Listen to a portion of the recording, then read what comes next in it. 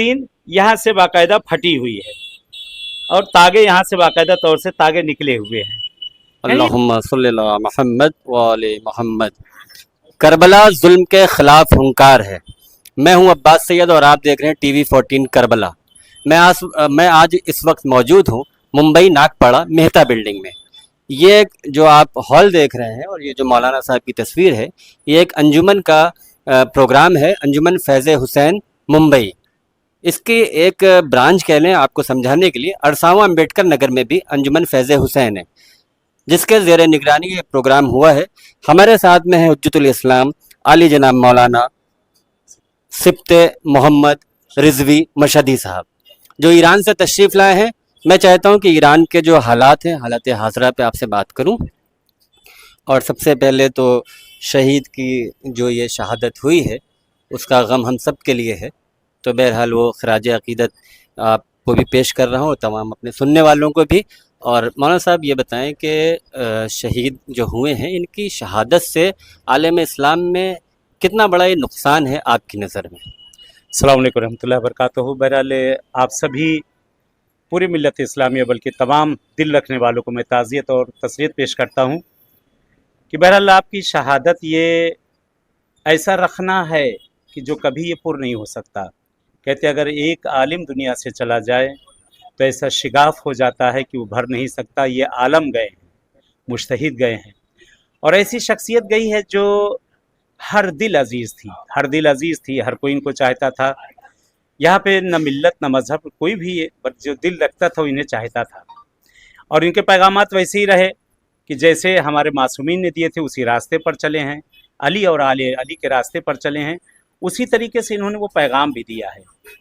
आज आप जगह जगह देख रहे हैं, जगह जगह पे बहरहाल शोक मनाया जा रहा है, जगह जगह पे जलसात हो रहे हैं, जगह जगह पे लोग आ रहे हैं, किसी को बुलाया नहीं जा रहा है। और होते हैं मरते हैं, पैसा देकर वहाँ लोगों को बुलाया जाता है, बसें आती हैं। लेकिन ये एक ऐसी शख्सियत गई है कि हर आँख रो रही है, हर आँख रो रही है। और कहते हैं शहीद का खून ज़ाया नहीं जाता है, कोई इनकलाब लेकर आता है। आज इनका खून, कहते एक खामनई तुमने मारा है, हर घर से हज़ार खामनई पैदा हो रहे हैं। लफ्ज़ हर घर से खामनाई हज़ार पैदा हो रहे हैं, ये आपने इस्तेमाल किया। मैं असल में जो आप ईरान से ये ज़्यादा ताल्लुक़ रखते हैं, ईरान में ही रहते हैं और अभी शायद चंद रोज़ पहले ही आए हैं, तो मैं चाहता हूँ वहाँ के हालात के बारे में कुछ बताएं कि ये जंग जब हुई है या उससे पहले। मैंने सुना हालात वहाँ बड़े ख़राब हैं, खाने पीने की बड़ी दिक्कतें। आप किस नज़र से देखते हैं और क्या समझते हैं? बहरहाल मीडिया वाले जो है कुछ ज़्यादा ही अपनी तरफ से उछाल रहे हैं। मेरे इस वक्त मेरी फैमिली, बीवी, बच्चे, बहू सब मेरे मशहदुल मुक़द्दस ईरान में है। मैं तकरीबन वहाँ 35 साल से वहाँ हूँ, उस जगह पे मैं रहता हूँ, मशहद में ईरान में रह रहा हूँ। तालीम का सिलसिला है, पढ़ना पढ़ाना ये सब वहाँ लगा हुआ है उस जगह पर। ये जो यहाँ फैलाया जा रहा है गलत कहा जा रहा है। बच्चों से मेरी रोज़ बात हो रही है, फैमिली से बात हो रही है, मैं फ़ोटो देख आप रहा कब हूँ। तशरीफ़ लाए यहाँ इंडिया? मैं इंडिया 5 रमज़ान को मैं आ गया था और लखनऊ बहरहाल उस वक्त मौजूद था जब शहादत की मुझे खबर मिली है। और ये मेरे लिए सआदत रही है कि मैं आगा से खुद मिला हूँ, 12 इनसे मुलाकात हुई, आमने सामने मिला हूँ कि एक अजीब हस्ती थी। इस वक्त बहरहाल जैसा कि आपका सवाल है कि ईरान में लोग कह रहे हैं इस तरीके से दे रहे हैं, गलत है, बिल्कुल बिल्कुल झूठ है।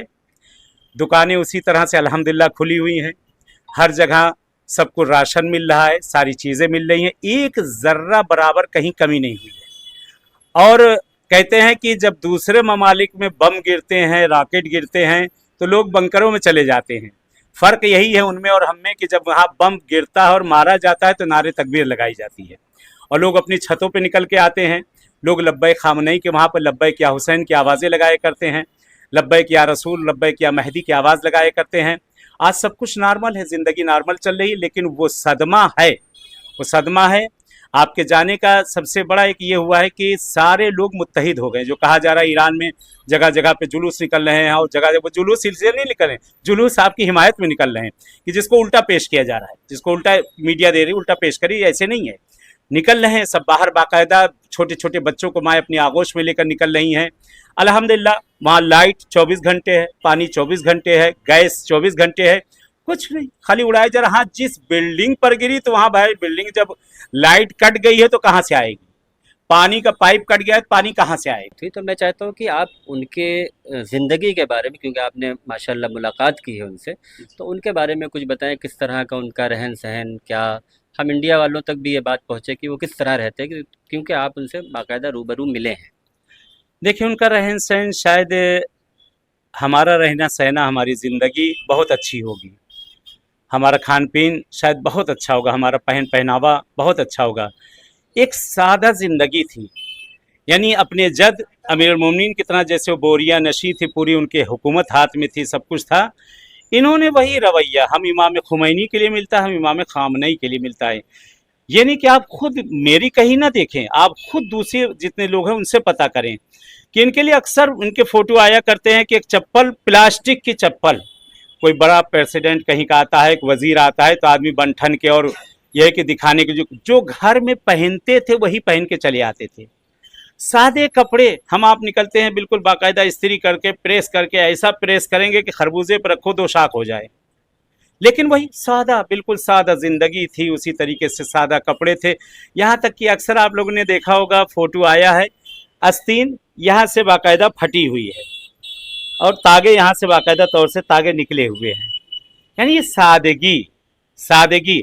हमेशा गरीबों के साथ बैठे, हमेशा बच्चों के साथ बैठे, हमेशा लेडीज़ के साथ जो उनके जलसात होते थे, पैगाम हमेशा दिया करते थे, खासकर बच्चों में, नौजवानों में, जवानों में हमेशा पैगाम दिया करते थे और रग़बत देते थे नमाज की तरफ, दीन की तरफ, मज़हब की तरफ।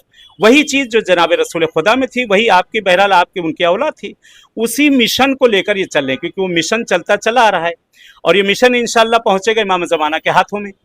तो बहरहाल ये नायबीन से होते होते होकर उनके हाथों में इंशाल्लाह पहुंचना है। अच्छा, अब ये शहीद हो गए हैं, अब आप वहाँ की सूरत हाल को ज़्यादा बेहतर जानते हैं। क्या लगता है कि आगे ये सिलसिला कैसे चलेगा और क्या मतलब मुनज़्ज़म तरीके से सारे मामलात ईरान में बहरहाल ठीक रहेंगे?